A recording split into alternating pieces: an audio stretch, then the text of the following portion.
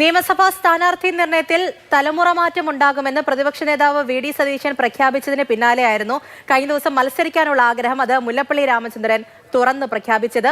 ആ പ്രഖ്യാപനത്തോടു കൂടി കോൺഗ്രസിൽ പുതിയ ചർച്ചകൾക്കും വഴി തുറന്നിരിക്കുകയാണ്. സീനിയർ നേതാക്കൾ മത്സര രംഗത്തുണ്ടാകുമെന്ന മുല്ലപ്പള്ളിയുടെ പ്രസ്താവന അത് യുവ നേതാക്കളെ നിരാശരാക്കുന്നുണ്ട്.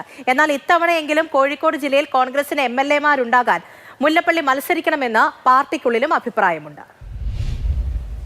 പാർട്ടി ആവശ്യപ്പെട്ടാൽ മത്സരിക്കാൻ സന്നദ്ധനാണെന്ന് മുല്ലപ്പള്ളി രാമചന്ദ്രൻ തന്നെ വ്യക്തമാക്കി കഴിഞ്ഞു.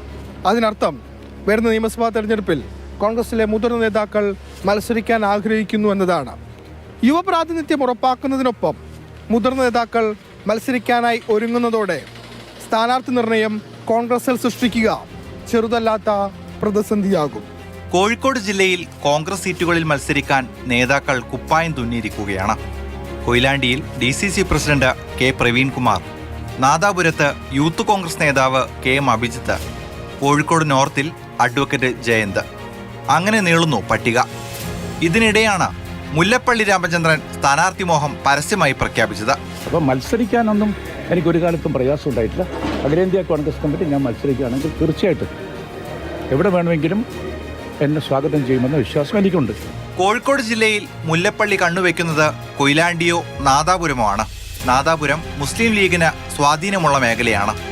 ലീഗുമായി അത്ര നല്ല ബന്ധമല്ല മുല്ലപ്പള്ളിക്കുള്ളത്. നാദാപുരത്തേക്കാളും മുല്ലപ്പള്ളിയുടെ മനസ്സിൽ കൊയിലാണ്ടിക്ക് ഇടമുണ്ടാകും. കൊയിലാണ്ടിയിൽ സീറ്റ് ഉറപ്പിച്ച് പ്രാരംഭ പ്രവർത്തനങ്ങളുമായി ഏറെ മുന്നോട്ടു പോയ DCC പ്രസിഡന്റ് പ്രവീൺകുമാറിന് കാര്യങ്ങൾ അത്ര എളുപ്പമാകില്ല. സംസ്ഥാനത്ത് നിയമസഭാ തിരഞ്ഞെടുപ്പിൽ തലമുറ മാറ്റമുണ്ടാകുമെന്ന പ്രതിപക്ഷ നേതാവ് പ്രഖ്യാപിച്ചിരിക്കെയാണ് മുല്ലപ്പള്ളി ആഗ്രഹം പരസ്യമാക്കിയതെന്നും ശ്രദ്ധേയമാണ്.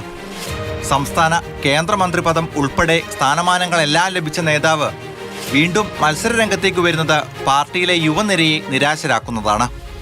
ഇതിനു പുറമെ മുല്ലപ്പള്ളി ജയിച്ചാൽ മുഖ്യമന്ത്രി സ്ഥാനത്തേക്ക് ക്ലെയിം ഉയരാൻ സാധ്യതയുമുണ്ട്.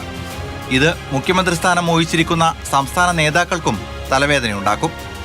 അതേസമയം 1/4 നൂറ്റാണ്ടായി ഒരു കോൺഗ്രസ് MLA പോലുമില്ലാത്ത കോഴിക്കോട് ഇത്തവണ അനുകൂല സാഹചര്യം ഉപയോഗിക്കാൻ മുല്ലപ്പള്ളിയെ പോലുള്ളവരെ മത്സരിപ്പിക്കണമെന്ന ആവശ്യവും പാർട്ടിക്കുള്ളിൽ ഉയരുന്നുണ്ട്.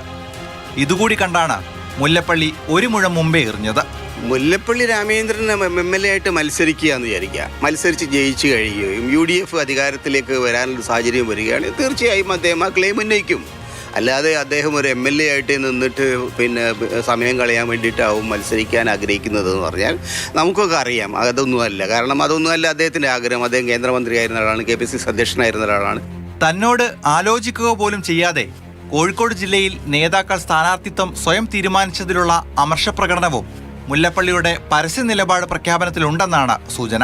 മുല്ലപ്പള്ളിയുടെ സ്ഥാനാർത്ഥിത്വം കോൺഗ്രസ് സംസ്ഥാന നേതൃത്വം ആഗ്രഹിച്ചാലും ഇല്ലെങ്കിലും ഇപ്പോൾ അദ്ദേഹം നടത്തിയിരിക്കുന്ന പ്രഖ്യാപനം സീറ്റ് മോഹിച്ചിരിക്കുന്ന കോഴിക്കോട് ജില്ലയിലെ കോൺഗ്രസ് നേതാക്കന്മാരുടെയെങ്കിലും ഉറക്കം കെടുത്തുന്നതാണ്. കണ്ണൂരിൽ നിന്നും ഫെലിക്സിനൊപ്പം മുഹമ്മദ് ഷഹീദ്, മാതൃഭൂമി ന്യൂസ്, കോഴിക്കോട്.